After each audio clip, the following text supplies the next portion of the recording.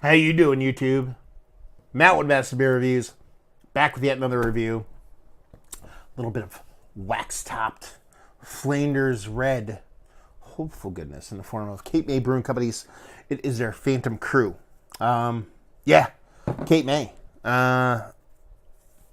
First time reviewing a bunch of their beers. You probably noticed today, a whole bunch of their beers went up. I've had a couple of their beers, being that I'm close enough to Jersey, but not a ton. I don't think I've ever reviewed one. And I got an email from the brewer there at Cape May, kind of being like, hey man, dig the reviews, we would love to throw a beer at you. And he was talking about an IPA, and I said, absolutely, dude, be all about it, because who doesn't want to try new beers? But I was like, about a year and a half, 2 years ago, I was at a friend's wedding reception. I probably told the story in other reviews, so you get to listen to it again. Anyway, he got married in Cape May, came back at a reception locally, and he brought back one of their beers. I believe it was, I forget what name it is now. Anyway, I said, hey man, you can totally send an IPA, but don't sleep on the sours, because I had some stuff from that and from you guys sour-wise, and I loved it. So yeah, he sent me off a big, nice little kind of mixture, a little potpourri hodgepodge, if you will, of beers. And this is the last one I'm reviewing. So it's been a couple weeks, slowly working through them. So here we go. As far as what it says on here, it says Phantom Crew. It's a Flanders-style red ale aged for 19 months in red wine barrels.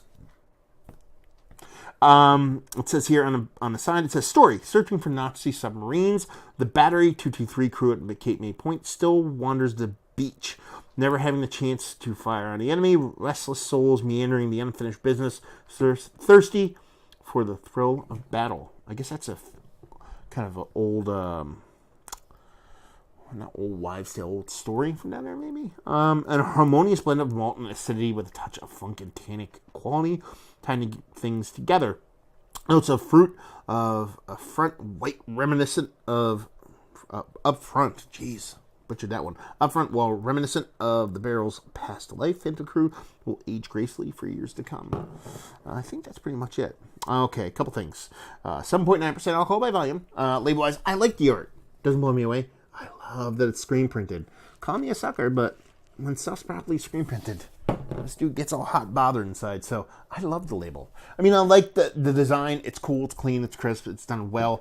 Got me some nice fancy wax on top. But man, that screen printing, I love it so much. You don't see it that much. You see it even a lot of breweries nowadays that are kind of going away from the screen printing that were kind of big proponents of screen printing back in the day.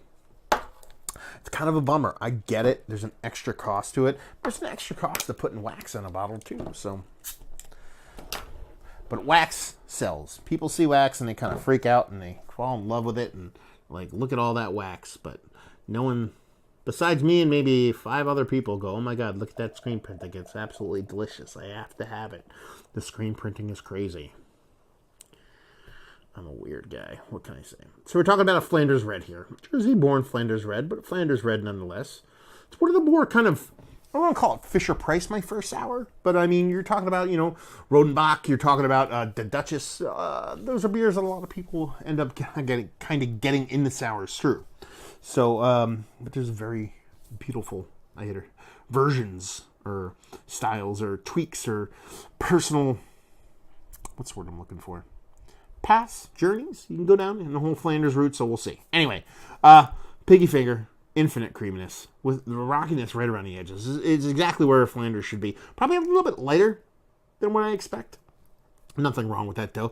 Kind of a little bit of a malt ball colored head, maybe a little bit south of that. And yeah, she just looks like old school, kind of Amish, kind of apple cider, is what she looks like. That does not suck. Let's see if we can get a nose on her. Oh, yeah, baby. And that's kind of what for Flanders beers, what they usually smell like to me, is kind of like an apple cider, but a little bit of an apple cider with a tinge of the apple cider vinegar going on.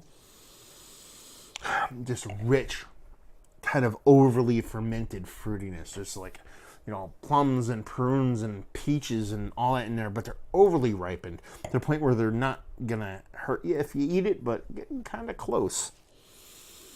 There's a bit of wood in there, a nice kind of oakiness to it. They talk about the red wine in there. I'm getting a bit more of kind of like a tannic kind of vinousness out of it. It's not necessarily red. It's not necessarily white. They talk about red wine barrels there, but it's more of kind of just a generic kind of winey kind of vinous tannicness to it, and it could be a bit of the wood kind of playing along with that. It smells delicious. It smells absolutely fantastic. It smells like a good beer. It smells like I'm going to taste it. Cheers.